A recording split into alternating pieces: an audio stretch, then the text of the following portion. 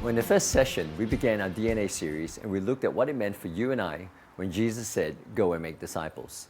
Jesus had in mind not just building the church you, but building the whole of life you, so that wherever you are in the river of your life, you're able to represent Jesus to your everyone, your everywhere, and with your everything.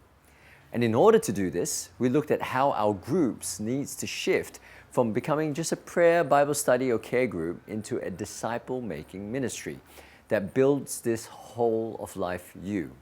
And so in session 2, we looked at how the grace disciple-making values helps us do that.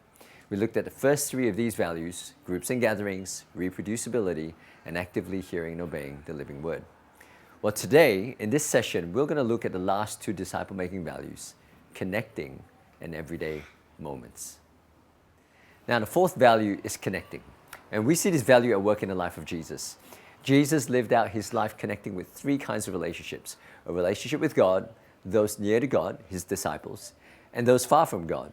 And Jesus would have a balance of all these 3 connections as he lived his life. You know, in Luke 6:12-19, we see Jesus draw away to a mountain to connect with God in prayer.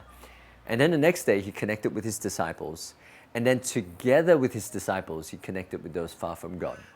The value of connecting drove who Jesus connected with. And having a balance of all these 3 connections in our life and our group is critical for our spiritual growth. Have you ever sat on a 3-legged stool? I mean, imagine removing one of those legs. The stool will become wobbly and can't be used for its purpose. In the same way as disciples, when we miss one of these connections in our life, we become like a wobbly stool, not being able to fulfill God's purpose. Without a connection with God, we can feel burnt out. Serving can become burdensome and joyless, and it can become difficult to love people. Without a connection with those near to God, we can feel alone, isolated, with lack of support and encouragement to walk this life of faith. We can become weary in doing good. And without a connection with those far from God, it can feel like we're just in this Christian bubble. We can lose sight that having Jesus in our life is not just about helping us in our life. We can become introspective, self-righteous when we're disconnected from the world. And having a balance of all these 3 connections in our life is critical for our spiritual growth. And that's why in your group, it is important that we have a balance of all these 3 connections. And while having a balance of these 3 connections in our life and group is critical for our spiritual growth, how we relate in these 3 connections is critical in revealing our spiritual health.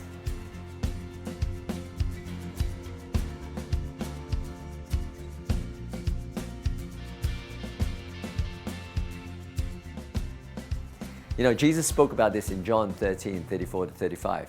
"A new commandment I give to you, that you love one another, even as I have loved you, that you also love one another. By this, all men will know that you are my disciples, if you have love for one another." And here Jesus is saying, actually, one of the clearest way we tell if we truly love God is in how we love people. One of the clearest way we reveal Jesus to those far from God is found in how we love God and one another. So how do you tell if you or your group is spiritually healthy? It won't just be revealed in your commitment to serve or spiritual disciplines or passionate worship, but it's going to be revealed in how we love people. How we connect with people is one of the greatest indicator of our heart for God. You know, the disciple John, one of Jesus' disciples, reinforced this in 1 John 4:19-21. He said this: "We love each other because God loved us first. And if someone says, 'I love God,' but hates a fellow believer, that person's a liar. For if we don't love people we can see, how can we love God whom we cannot see? And he has given us this command: those who love God must also love their fellow believers." And here John describes this funny dynamic between our invisible relationship with God and our visible relationship with people. If you hate people who you can see, how can you possibly love God who you cannot see? And here he's saying our seen and visible relationships reveal our unseen relationship with God. But yet our unseen relationship with God can transform our seen relationships. We are spiritually healthy when we are merciful to those who hurt us, when we're kind to those who offend us, when we are patient to those who are angry. We love God deeply when we become empathetic to those who are hurting, compassionate to those who are broken, truthful to those who need confronting. And that's why in our life, in our groups, it's important to have a balance of these three relationships because it's critical for our spiritual growth.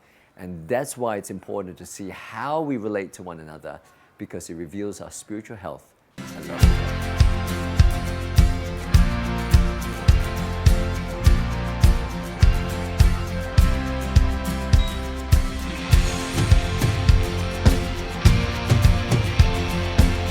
Now, the last value is everyday moments. We value everyday moments because the Holy Spirit uses everyday moments to shape us to become more like Jesus.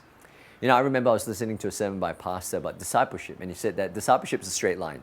Just like the way we learn how to speak a language. First, you learn the alphabet, then we learn the words, then we learn how to form sentences, then we learn how to have a conversation.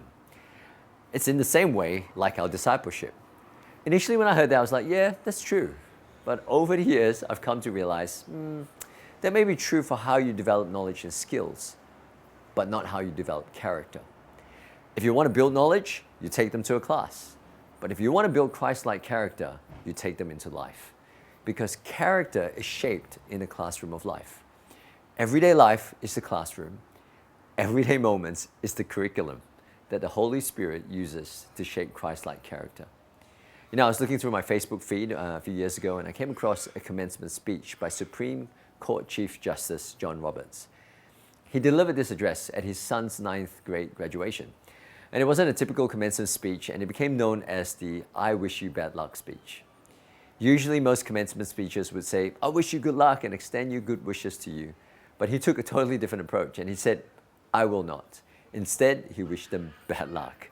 And he said this, from time to time in the years to come, I hope that you will be treated unfairly, so that you will come to know the value of justice.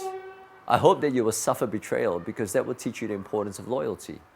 Sorry to say, but I hope you'll be lonely from time to time so that you don't take friends for granted. I wish you bad luck again from time to time so that you'll be conscious of the role of chance in life and understand that your success is not completely deserved and that the failure of others is not completely deserved either. And when you lose, and as you will from time to time, I hope every now and then your opponent will gloat over your failure. It's a way for you to understand the importance of sportsmanship. I hope you'll be ignored so that you know the importance of listening to others. I hope you'll have just enough pain to learn compassion. Now, whether I wish these things or not, they're going to happen. And whether you benefit from them or not will depend on your ability to see the message in your misfortunes. And here what he's saying is this: character is shaped in the classroom of life. Everyday life is a classroom. Everyday moments is the curriculum that the Holy Spirit uses to shape Christ-like character. You know, we see this value at work in the life of Jesus. While there are moments he would gather his disciples to teach them, most of their character formation and their learning of who God is happened in a classroom called life. On the road to one village to another, when they were feeding hungry people, when they were traveling on the boats, he would draw their attention to everyday moments. He would use the birds in the air to tell them not to worry and that they will have enough. He would point to the widow's copper coins and teach them about generosity from the heart. He would use the woman's sin of adultery and teach them mercy. And while Jesus has now returned back to God in heaven, he has sent into the heart of every believer the Holy Spirit to teach us, guide us, counsel us in our everyday life, and he is with us. But so often we can live through life as if life is something that happens to us, and we can miss God in it. You know, you get off the computer looking at inappropriate material and you miss God convicting you of sin. You're angry and frustrated at your parents and you want to blame them, but you miss God trying to develop patience in you. You have a passing thought to start a conversation with a person next to you on the train and you overlook as if it's just a random thought, but yet you miss God creating an opportunity for you to impact another person's life. But over the years, I've come to realize that life isn't just what happens to us. Life is what God uses to shape us and to work through us. It's not just in the big defining moments, but it's in the everyday moments of life where God does most of his work in us and through us.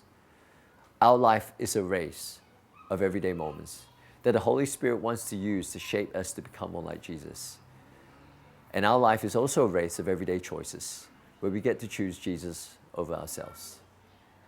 Everyday moments become disciple-making opportunities when you and I can recognize and allow the Holy Spirit to use that moment to shape us to become more like Jesus. And that's why in our groups, it's important to share stories of recognizing God in your everyday moments, but also stories of how God used it to shape you to become more like Jesus.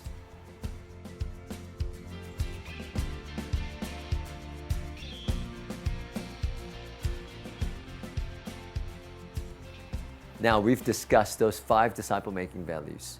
So we want to continue to the group exercise and determine how these values drive your next steps as a group in your disciple-making journey.